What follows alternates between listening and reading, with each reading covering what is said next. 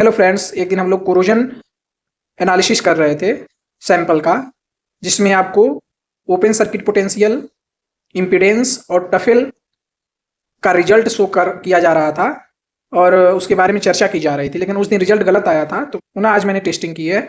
उस दिन हमने सेटअप इसमें लगाया हुआ था, आज मैंने सेटअप इसमें लगाया हुआ है।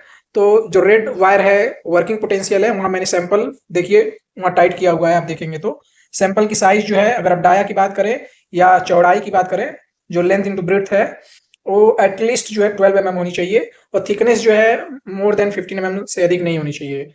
तो सैंपल यहाँ आप ऐसे लगा सकते हैं। इसमें जब लगाया जा रहा था तो मास्किंग करके सैंपल को लगाया जा रहा था। यहाँ मास्क करने की जरूरत नहीं पड़ती है, क्योंकि यहाँ केवल एक ही सरफेस इलेक्ट्रोलाइट के कांटेक्ट में है। इलेक्ट्रोलाइट इसमें भरा हुआ है और यह जो है रेफरेंस इलेक्ट्रोड, इसमें AgCl यूज किया हुआ है। यहाँ देख सकते हैं AgCl रेफरेंस इलेक्ट्रोड है हमारा।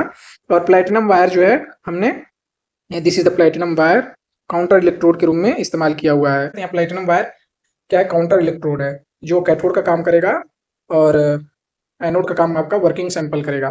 तो जब हम इस टेस्ट को आगे बढ़ाए तो आप यहाँ देख सकते हैं, मैं उस दिन रिजल्ट आपको सही नहीं मिला था तो मैं उसी को दिखाना चाहता हूँ रिजल्ट कैसे यहाँ सही आया हुआ है।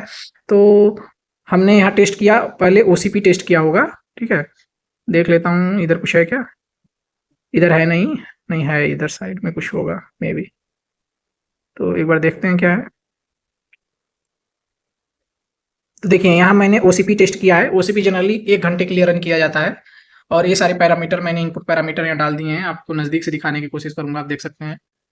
ओके, तो इसके बाद OCP जब स्टेबलाइज हो गई है, OCP स्टेबलाइज हुई है, मैंने जो टेस्टिंग की है उसका रिजल्ट कैसे आया है और सही है कि नहीं, अभी मैं दिखाने की कोशिश करता हूँ। तो आज का डेट है 24 नवंबर। 24 नवंबर में पहले यहाँ देखिए मैंने OCP टेस्ट किया है, ठीक है।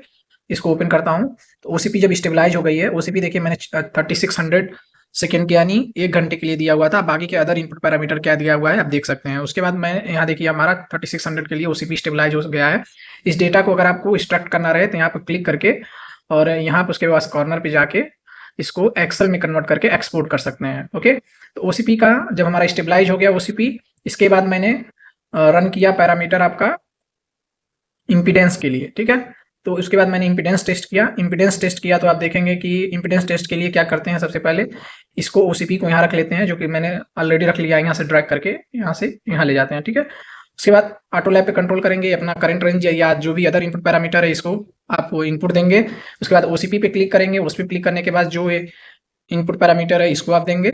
उसके बाद आप FRA मेजरमेंट पे क्लिक करेंगे। FRA मेजरमेंट पे क्लिक करने के बाद जो भी रेंज है आप इनपुट पैरामीटर यहाँ देंगे, इसको लॉगरिथमिक रखेंगे, ठीक है। आप देख सकते हैं स्क्रीन में मैं इनपुट पैरामीटर दिखा दे रहा हूँ, मैं ऑलरेडी भर चुका हूँ। ओके, उसके बाद इसको करने के बाद यहाँ जब आप करेंगे तो यहाँ रन का ऑप्शन आएगा, उस पर क्लिक करेंगे तो ये रन हो जाएगा। जब रन करेगा तो इस तरह का कुछ देर में आपको एक डॉट डॉट डॉट करके ऐसे पॉइंट आएंगे, ठीक है। केवल ऐसे डॉट डॉट पॉइंट्स आएंगे और फिर इन डॉट डॉट पॉइंट्स को आपको क्लिक करके सेलेक्ट करना पड़ता है। उसके लिए आप इस एरो से पीछे जाएंगे। एरो से पीछे जाने के बाद जो है आप इस पे FRA मेजरमेंट पर क्लिक करते हैं। यहाँ से आप इसको इस आइकन को क्लिक करेंगे। इस आइकन को बोलते हैं ऐड एनालिसिस कमांड, ठीक है। इस पर क्लिक करेंगे।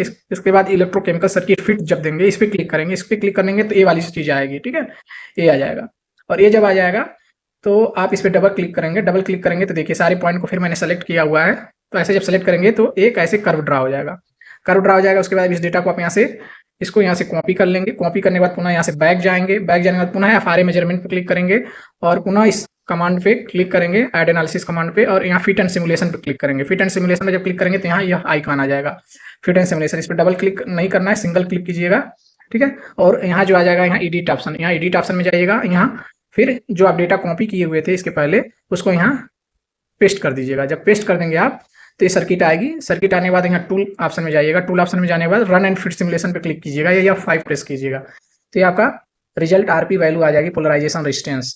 अब इस सर्किट को आप एक्सपोर्ट कर सकते हैं, ठीक है। इस तरह से आपका पोलराइजेशन रेजिस्टेंस आ गया और यहाँ से आपका इम्पीडेंस का जो है निक्विस्ट प्लाट आ गया है, ठीक है। निक्विस्ट प्लाट का डेटा आप लेना चाहेंगे तो यहाँ से आप डेटा लेंगे और यहाँ क्लिक करेंगे, इसको चेंज करेंगे किसमें, एक्सेल में, और यहाँ से एक्सपोर्ट कर लेंगे। तो आपको पता चल गया। OCP पहले टेस्ट करते हैं, उसके बाद इम्पीडेंस टेस्ट करने के क्या प्रोसेसेस हैं, मैंने उसका डिस्कशन कर दिया। अब इसके बाद तब हम जाते हैं लीनियर पोलराइजेशन के लिए, जिसमें आपको टफेल एनालिसिस का आउटपुट मिलेगा। ओके, तो मैंने टेस्ट ऑलरेडी कर चुका हूँ, तो मैं आपको केवल रिजल्ट दिखाऊंगा। तो माई डेटा सेक्शन में मैं जाऊँगा। अब यहाँ देखिए लीनियर पोलराइजेशन मैंने टेस्ट कर दिया है।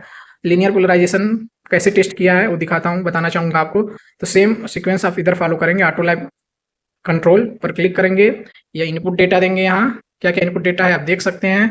उसके बाद आप ओसीपी पे क्लिक करेंगे, ओसीपी पे क्लिक करने के बाद ये सारे इनपुट डेटा देंगे, मैंने ऑलरेडी दे रखा है। यहाँ एक चीज़ याद रखिएगा कि यूज एवरेज ओसीपी ऑफ रखिएगा, ठीक है। अप्लाई जीरो पे इस पे क्लिक कीजिएगा और यहाँ potential with reference to OCP रखिएगा, ओके। इस पे क्लिक करने की जरूरत नहीं है, सेल ऑन है ऑलरेडी। इस पे इसके बाद LSB स्टेयरकेस पे आप क्लिक करेंगे और यहाँ आप अपना इनपुट पैरामीटर देंगे according to your research paper और चैट जीपीटी और एनी अदर सोर्स। रिजल्ट आपका सही आना चाहिए। रिजल्ट सही आएगा कि नहीं यहाँ से आपको पता चलेगा।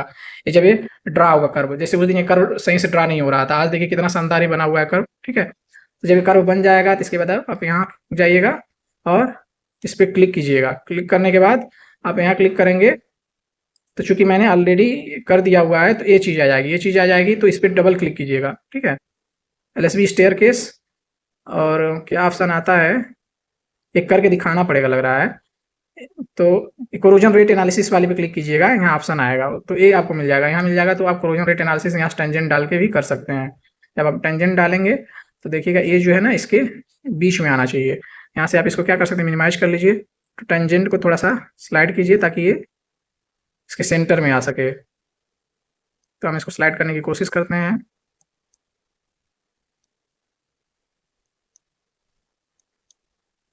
अब देखिए बीचों बीच में आ गया है। अब यहाँ से आपको कोरोजन रेट एनालिसिस मिल जाएगा और क्या क्या इनपुट पैरामीटर डालना होगा टफेल एनालिसिस के लिए, density, equivalent weight, surface area, और ये सारे रिजल्ट आपको उसके बाद मिल जाएंगे, ओके। ये डेटा चेंज हो जाएगा अगर आप गलत डेंसिटी और इक्विवेलेंट वेट देंगे। तो अगर किसी एक सैंपल का कोरोजन रेट जानना चाहते हैं तो यहाँ से ऐसे जान सकते हैं, या करंट डेंसिटी जो है ना, करंट डेंसिटी का कंपैरिजन से आप जान जाएंगे। जैसे ये है तो इस करंट डेंसिटी जो आ रही है इसके कंपैरिजन से, दो सैंपल के कंपैरिजन से जान जाएंगे किसका रिजल्ट अच्छा है और किसका रिजल्ट अच्छा नहीं है, यानी किसका कोरोजन रेट अधिक है, किसका कोरोजन रेट कम है। फिर इस डेटा को भी आप यहाँ से एक्सपोर्ट कर सकते हैं, ठीक है। इसको एक्सेल में कन्वर्ट करेंगे और यहाँ से एक्सपोर्ट कर लेंगे। तो यही था आपका ओसीपी, इम्पीडेंस और लीनियर पोलराइजेशन का टेस्ट, ओके।